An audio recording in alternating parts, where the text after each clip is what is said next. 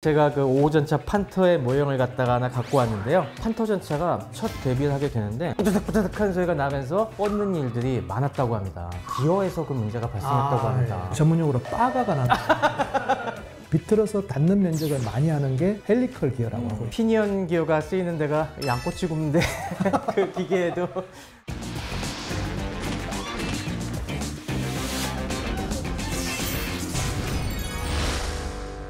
세계 제2차 세계대전사 하면은 역시 독일 기갑부대의 활약을 빼놓을 수가 없는데요.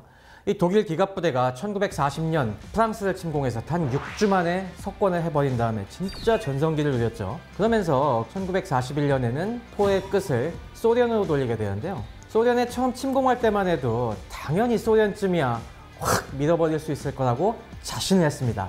하지만 그 자신이 절망으로 바뀌는 오랜 시간이 걸리지 않았죠. T-34 걸작전차 때문이었는데요. 이 T-34의 어마어마한 위력에 충격을 받은 독일은 그때부터 T-34를 능가하는 새로운 전차를 개발하기 위해 많은 노력을 기울였습니다. 그래서 나오게 된 또 하나의 유명한 전차가 바로 5호 전차 판터였습니다. 제가 그 5호 전차 판터의 모형을 갖다가 하나 갖고 왔는데요. 보면은 그만큼 얼마나 독일이 젖히부심했는지 탁 한눈에 봐도 알 수 있을 것 같습니다. 뭐 일단 전차의 3요소라고 하면은 우리가 화력, 방어력, 기동력을 꼽지 않습니까? 근데 화력은 79경이라고 해서 75mm의 70배 장포신 주포를 썼고요. 거기에 이 장갑판들도 상당히 두꺼운 데다가 T-34에서 배운 경사장갑 기술을 썼습니다. 아무래도 이게 경사가 져 있으면 이게 튕겨내기 더 좋겠죠. 그 다음에 기동력 부분에도 저희가 첫 시간에 김상욱 교수님과 함께 살펴봤던 토션바 현수장치를 잘 써갖고 아주 잘 굴러갈 것 같은 그런 포스가 느껴집니다. 거기다가 이제 엔진은 당대 가장 최고의 가솔린 엔진 중에 하나였던 마이바흐 엔진을 갖다 넣었다고 합니다. 지금 뭐 고급차의 상징으로 이야기해주는 그 마히바흐의 기술이 들어가갖고 이것만 보면은 진짜 이걸로 다시 한번 전장을 제패할 것만 같은 그런 포스가 풍기는데요. 자, 근데 저는 민태기 박사님께 꼭 여쭤보고 싶은 게 있습니다. 민태기 박사님은 사실 밀떡은 아니시잖아요. 저 잘 몰라요. 하지만 뛰어난 공학자로서 뭔가 이런 기계를 딱 봤을 때 좋아 보이는데 하지만 이거는 좀 뭔가 불안해 보이는 걸 하는 부분이 분명히 있으실 것 같아요. 네. 아마도 T-34에서 뭔가를 배워서 또 했다면 그 이전 것들을 갖다가 혁신한 것들이 여기에 들어갔을 텐데요. 이 엔진이라는 것이 항상 우리가 생각할 때 출력만 올린다고 해서 과연 기동성이 있겠는가? 엔진은 구동계나 동력 계통이 같이 연관이 돼야 되거든요. 그 엔진 동력은 되게 좋은데 이 바퀴로 전달되는 힘이 그 정도가 안 된다면 이건 역시 헛심을 쓰는 거예요. 진짜 역시 공학 박사니까 이걸 딱 캐치하시는 것 같습니다. 판터 전차가 이렇게 명작 전차로 보이지만은 사실 치명적인 약점이 하나 있는데요. 바로 그 부분을 제대로 짚어주신 것 같습니다. 그렇습니까? 네. 판터 전차가 1943년 7월 쿠르스크 전투에 이제 첫 데뷔를 하게 되는데 열차에서 내려갖고 전장으로 막 달려가는 도중에 갑자기 여기저기서 과열이 돼갖고 멀쩡하게 달리던 전차가 멎기도 하고 그리고 화염을 일으키면서 그냥 지가 알아서 홀라당 타버리기도 하고 이런 난점이 발생했고요. 그리고 무리하게 악셀을 밟으면서 확 출력을 내다가는 갑자기 뿌드득뿌드득한 소리가 나면서 그냥 뻗는 일들이 많았다고 합니다. 실전에서? 네. 그래갖고 처음에 200대를 갖다가 투입했는데 상당수가 이런 기계 고장으로 잃는 그런 일들이 있었다고 하고요. 사실 그래서 저도 옛날에 이런 전쟁사만 볼 때는 독일이 그렇게 공학기술이 좋다고 하는데 왜 이런 거 하나 설계를 못 해갖고 이 문제를 일으켰지? 라고 했는데 나중에 알고 보니까 이게 생각보다 단순해 보이는 데서 발생한 문제더라고요. 이 동력 계통을 구성하는 핵심 요소인 기어에서 그 문제가 발생했다고 합니다. 정밀공학에서 가장 중요한 부분이라 가장 기본적으로 이제 다루거든요. 요소 설계에서 최고 단계에 사는 턴 프로젝트가 변속기 설계입니다. 변속기. 트랜스미션이라고 할 수 있는 동력을 갖다가 만드는 것은 굉장히 출력을 올리는 다양한 방법이 있어요. 100마력을 200마력을 올리는 건 할 수 있어요. 그것을 갖다가 바퀴로 전달하는 게 어렵습니다. 인류사 초기에 그것을 고민했던 분들이 계세요. 아르키메데스. 지렛대 원리라고 해서 가벼운 사람이 무거운 사람을 이길 수도 있지 않습니까? 그러면 이 톱니 구조가 지렛대하고 똑같은 역할을 합니다. 작은 바퀴가 돌면 큰 힘을 낼 수 있게 바꿀 수가 있고 반대로 이야기하면 큰 바퀴에다 힘을 달면 작은 바퀴에 회전수를 올릴 수가 있습니다. 이것을 갖다가 극적으로 잘 이용한 게 우리가 미션 변속기 시스템이라고 이야기를 하죠. 그렇죠. 이런 것들이 산업혁명 초기부터 특히 동력을 이용하게 되면서 굉장히 중요한 문제가 됐는데 제가 그래서 모형을 하나 집에서 갖고 와봤습니다. 근데 민 박사님 이게 뭔지 한 번에 딱 알아보시겠죠? 이게 전기기관차. 네, 이게 트래비스기 만든 첫 기관차이고 여기 말씀하신 내용들이 잘 들어가 있는 것 같아요. 여기 피스톤이 왔다 갔다 하면서 작은 바퀴를 갖다가 엔진이 돌려주게 되고 작은 기어가 돌면서 큰 구동륜의 동력을 전달하는 과정이 이 세 개의 기어로 지금 이렇게 연결이 돼 있죠. 지금 말씀하신 것처럼 피스톤은 빨리 움직이지만은 그만큼 이 바퀴는 덜 빨리 돌아가지만 더 큰 힘을 전달할 수 있는 부하가 크게 걸리죠. 트랜스미션의 기본을 갖다가 잘 설명해 주는 부분인 것 같습니다. 이때 만들어진 다양한 이 기어박스의 조립들이 어떤 역사를 만들었냐면은 전기관 하나가 동시에 여러 대의 기계를 돌릴 수가 있게 됐어요. 네. 방앗간에 가보시면 방앗간에 천정에 뭔가 많이 달려 있어요. 네. 방앗간에 축이 하나 있고 거기가 연결돼 있죠. 근데 사실은 동력기관은 한 개입니다. 한 개가 방아를 여러 개를 동시에 돌립니다. 기어 시스템이 돼 있어가지고 이 출력을 가지고 회전수를 갖다가 굉장히 많이 만들 수가 있어요. 그거 하나만 가지고 방앗간을 돌리듯이 당시에 어떤 게 있냐면 전기관 하나 가지고 이 기어박스비를 잘 이용하면 돌아가는 속도로 우리가 뭔가를 할 때 인류에서 가장 큰 이슈가 뭐냐면은 실을 만드는 거였어요. 실을 뽑는 기계를 우리가 물레라고 하는데 그죠. 사람 손으로 돌리는 것보다는 기계로 돌렸을 때 그 기어의 비를 이용하면 훨씬 빨리 돌릴 수 있게 되니까 어떻게 됐느냐. 당시의 기록에 따르면 실을 갖다가 뽑는데 사람이 돌려서는 5만 시간이 걸렸는데 전기기관 한 대가 수많은 방적기를 돌리기 시작하면서 170시간이 됐다는 거예요. 5만 시간이 170시간. 어마어마한 생산성이 실겠네요. 300분의 1로 이게 시간이 줄었으니까 이 당시에 영국이 얼마나 이 기어의 비율을 잘 이용해서 이 생산 시스템을 바꿨는지를 알 수 있는 사례라고 볼 수 있겠습니다. 거의 모든 기계에 기어라는 놈이 들어가는데 그런 면에서 이 기어를 갖다가 제대로 잘 구동할 수 있게 만드는 것 자체가 진짜 기술의 큰 과제였던 것 같습니다. 맞습니다. 네. 그러면 이 뭐 기어가 종류도 되게 다양하게 있지 않습니까? 네네. 우리가 흔히 보는 이런 기어들은 평기어라고 하죠. 네네. 스퍼기어라고 하는 것 같은데 뭐 그 외에도 다양한 기어들 있죠. 네, 평기어 가보면 회전 방향에 직각으로 이렇게 홈이 나 있는 걸 평기어라고 부르고요. 근데 이 친구의 단점이 있어요. 단점이 뭐냐면은 닿는 면적들을 우리 압력각으로 이렇게 부딪히게 되는데 그 면적이 기어의 폭에 제한됩니다. 자, 그런데 부하가 굉장히 크게 걸린다. 그럼 얘가 그 전면에 다 받기 때문에 기어 이빨이 나갈 수가 있어요. 기어 이빨이 뚝 부러지는 그런 사태가 벌어지는군요. 그러면 기어를 갖다가 닿는 면적을 넓게 하려면 약간 비틀면 됩니다. 비틀어서 닿는 면적을 많이 하는 게 헬리컬 기어라고 하고 헬리컬 기어가 되면 닿는 면적을 많이 할 수가 있죠. 만들기는 좀 힘들겠지만. 헬리컬이 나선이라는 뜻이니까 이렇게 비스듬하게 그러니까 평기 수직이 아니고 약간 각도를 이렇게 됩니다. 근데 이것도 단점이 있어요. 평기어는 수직으로 홈이 있기 때문에 여기서 여기에 힘을 전달하는 방향이 일치가 됩니다. 근데 헬리컬은 비스듬히 있잖아요. 네. 비스듬히 있으니까? 비스듬히 있으면 이쪽으로 전달할 힘이 이쪽도 작용합니다. 힘이 이렇게 옆으로 돌려주는 힘 외에 얘는 돌리면 돌다가 바깥으로 밀리겠네요. 밀리겠어요. 그러면 추가적으로 장치가 또 필요해요. 그러면 어떤 게 있냐면 헬리컬을 갖다가 양쪽으로 대칭으로 만들어주면 그 이렇게도 놓고 이렇게도 나갔고 근데 그 모양을 이렇게 V자 모양으로 됐기 때문에 그걸 헤링본 기어라고 하는데 그런 거 헤링본 패턴이라고 하죠. 그 다음에 방향을 바꾸는 게 있습니다. 방향을 수직으로 바꾸면 여기서 평기어로 전달되지 않고 이쪽으로 돌아가게 만드는 게 있거든요. 이렇게 물리는 거에서 이렇게 비스듬하게 물리게 해갖고 그러면 이제 우리가 뭐 베벨 기어 이런 이야기하고 그 다음에 피니언이라는 게 또 있어요. 피니언은 뭐냐면 얘는 회전하는데 이쪽은 이송을 하게 만들 수가 있습니다. 지금 딱 생각나는 게 그 피니언 기어가 쓰이는 데가 양꼬치 굽는데 그 기계에도 양꼬치 이렇게 돌려주지 않습니까? 그 영리해요 보면. 잘 보면 톱니바퀴가 다 있습니다. 맞아요. 톱니바퀴 있어가지고 지가 알아서 이렇게. 그런데 밑에는 직선 운동을 하는 놈을 원운동으로 바꿔주는 게 피니언이죠. 맞아요. 저는 진짜 놀라운 것 중에 하나가 전 이 기어 이빨이 맞물리는 것도 되게 신기하더라고요. 그래서 기어 이빨이 우리 일반적인 톱니처럼 직선으로 이렇게 삐쭉삐쭉 나 있다고 생각을 했어요. 근데 자세히 보면은 이게 그냥 직선이 아니네. 곡선과 직선이 오묘하게 얽혀져 있는 것 같은데 이 이빨 모양도 굉장히 중요하죠? 맞습니다. 이거 굉장히 어려운 수학입니다. 기하학 중에 약간 최고 단계에 들어가요. 아, 최고 단계 수준입니까? 예, 양꼬치 굴 때는 문제가 없어요. 네, 양꼬치는 그냥 대충 하면 돼요. 네. 근데 이제 그게 맞물리는데 힘을 받지 않습니다. 네. 그 면이 정확하게 맞물리지 않고 조금만 어긋나면 거기가 필요 없는 힘을 받게 되겠죠. 그러면 우리 전문용어로 빠가가 난다.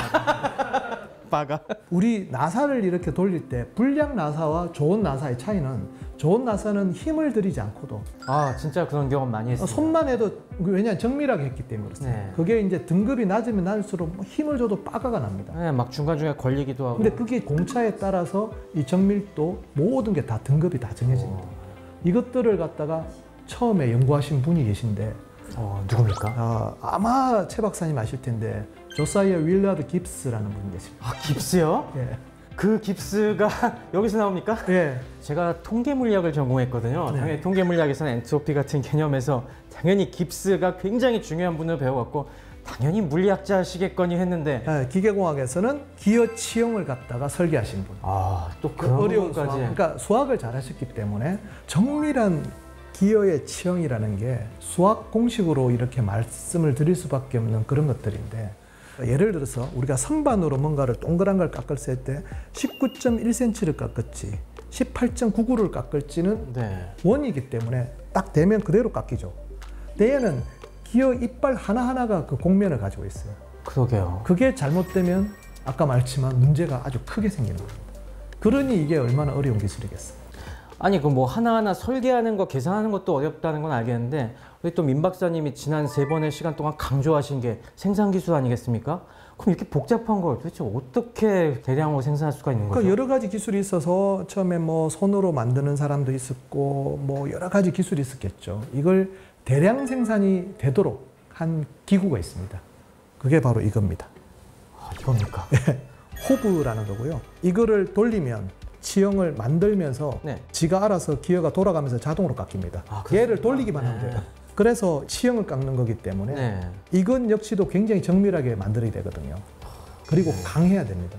기어 자체가 부하를 받는 거기 때문에 굉장히 강한 금속으로 기어가 그렇겠네요. 그러면 얘는 그보다 더 강해야 됩니다. 그럼 이렇게 강한 건 도대체 뭘로 만듭니까? 이거는 특수하게 저희들이 우주발사체용으로 만든 거라서. 이것도 민 박사님 만드신 거예요? 저희 회사에서 개발한 겁니다. 역시 특수한 소재를 갖다 깎아야 되기 때문에 얘는 초경이라는 걸로 만드는데요. 혹시 텅스텐 카바이드라고 이 세상에서 가장 강한 물질 중에 하나를 분말을 소결하여 이런 형상으로 만든 다음에 연마를 해가면서 몇 달에 걸쳐서 만듭니다. 그럼 지난번에 마더머신 설명해 주셨는데 그럼 이런 초경을 깎는 마더머신은 또 어떤 걸 쓰나요? 더 올라가면 이제 다이아몬드가 나오죠. 방금 이게 쭉 얘기해 주시니까 이제 제가 대충 알고 있었던 게 기어 이빨 맞는 것처럼 잘 아구가 맞는 것 같습니다. 바로 이 판터 전차의 문제가 거기서 발생했다고 제가 봤거든요. 그 당시 판터 전차는 기존의 3호 전차와 4호 전차를 대체하는 새로운 주력 전차였기 때문에 이거의 생산성이 굉장히 중요했다고 합니다.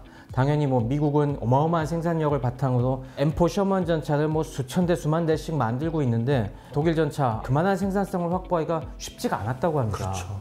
이게 독일은 저희들이 생각할 때 일본도 그렇지만 기술이 앞선 거는 우리가 다 인정을 좀 해야 될 것 같아요. 근데 양산 기술로 들어가면 이게 좀 어려워집니다. 그렇게 장인이 하나하나 깎아서 만드는 게 아니고 대량 기술해야 되는데 미국은 포드 이후부터 그 시스템은 그냥 기본적으로 깔고 있었던 거예요. 그 깔고 있는 데서 정밀공학으로 들어갔을 때 생산력이 전혀 다른 시스템이 되는 겁니다. 생각을 해보시면 그냥 자동차와 탱크가 뭐가 다를까? 아스팔트를 달리는 게 자동차. 탱크는 막고랑도 건너야 되고 뭐 암석도 밟아야 되고 뭐 이렇게 가야 되면 부하기동이라고 하는데요. 부하가 작은 놈, 큰 놈의 차이가 너무 큽니다. 엄청나게 차이가 나죠. 그런 극한 조건에서 활동을 해야 되고 또 하나는 지열이 60도가 넘는 상태에서 얘가 돌아가는 기구부를 만들어야 되는 그 차를 그대로 시베리아 한겨울에 영하 몇십 도에 들어가도 똑같이 돼야 돼요. 그 기술을 갖다가 확보하려면 많은 경험들이 축적이 돼야 되는데 그 내구 테스트라고 하거든요. 그 내구 테스트를 할 수 있는 충분한 시간이 주어져야 되죠. 근데 양산을 한다는 게 무슨 의미냐면은 빠른 프로토를 갖다가 많이 만들어서 내구 테스트를 같이 하면서 갈 수 있는 것과 내구 테스트를 갖다가 한두 개 하는 놈들이 갑자기 양산에 투입되면 상당히 문제가 생깁니다. 독일이 과연 생산 기술이 아주 떨어지지는 않았을 텐데 생산력의 차이 때문에 그런 양산 테스트, 내구 테스트를 충분히 못 해봤을 가능성이 굉장히 높죠.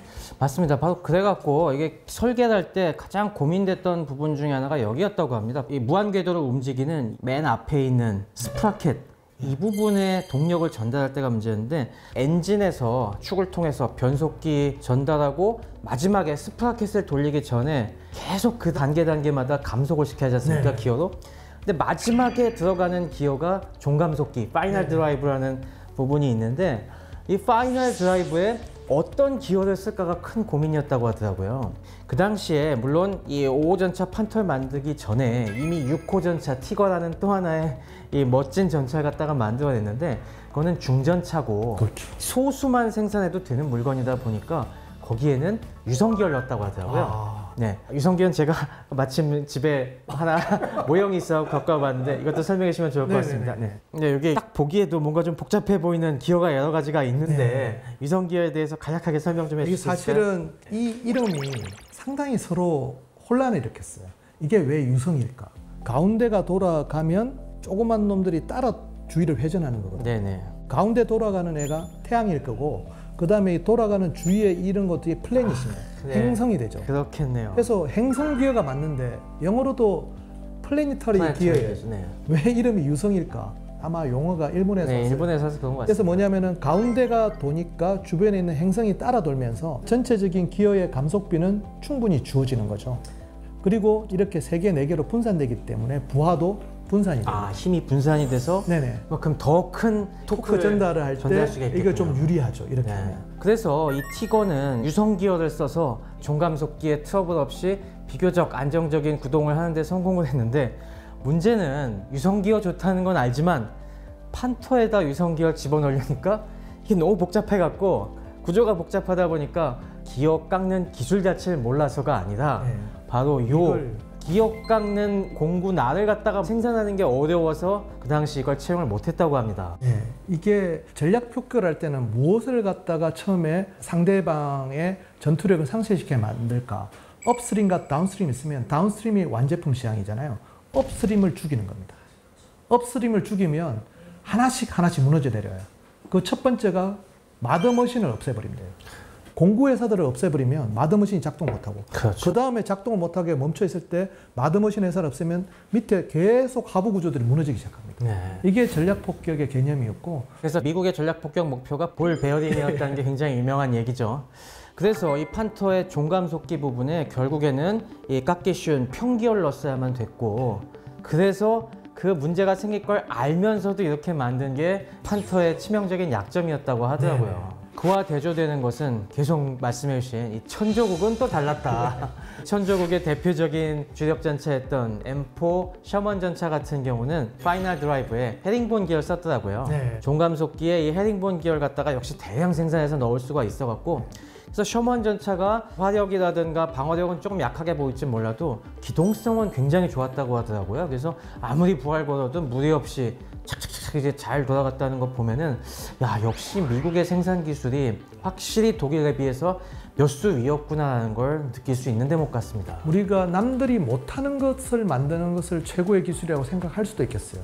근데 누구나 생각할 수 있는 기술을 굉장히 빨리 많이 만들 수 있는 것도 되게 중요합니다. 생산력이라는 것은 어떻게 보면 한국가의 운명을 결정질 수도 있죠. 이런 면에서 저희가 전쟁사 과거의 얘기를 하고 있습니다만은 미래의 전쟁에 있어도 똑같이 승패를 좌우하는 중요한 역량일 텐데, 과연 우리 공학 현장 그렇게 안심할 수준일까요? 우리나라의 산업 발전에서 상당 부분이 우리의 제조업 혁신이 상당히 잘 됐기 맞습니다. 때문에 어떻게 보면 어떤 산업 같은 경우는 선진국 반열에 다 올랐다고도 말을 할 수 있을 것 같아요. 근데 이제 최 박사님 걱정하시는 만큼 앞으로도 그게 유지될지에 대해서는 생각을 좀 해볼 필요가 있습니다. 우리나라의 경제 규모가 되면 웬만한 건 이제 자체 생산이 다 가능해야 될 텐데, 지금 우리가 알고 있는 업스트림의 영역, 소재 부품 산업에서 되려면 부품을 조달할 우리 중소기업의 생태계가 상당히 허약해졌다는 거.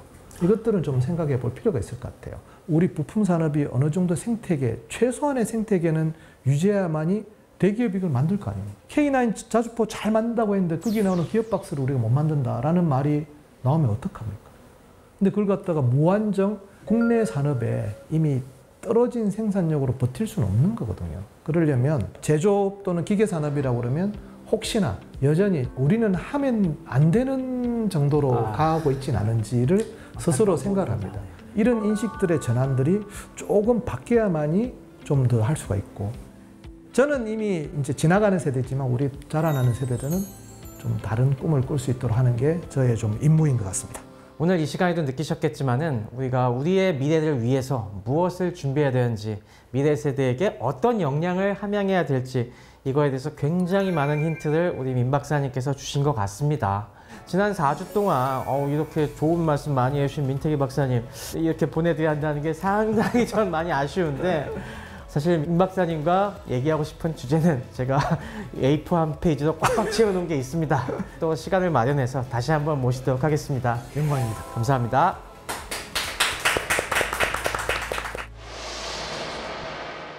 과학계의 가장 핫한 라이징 스타라고도 볼 수 있겠는데요. 이분의 키워드는 폭발물의 화학자.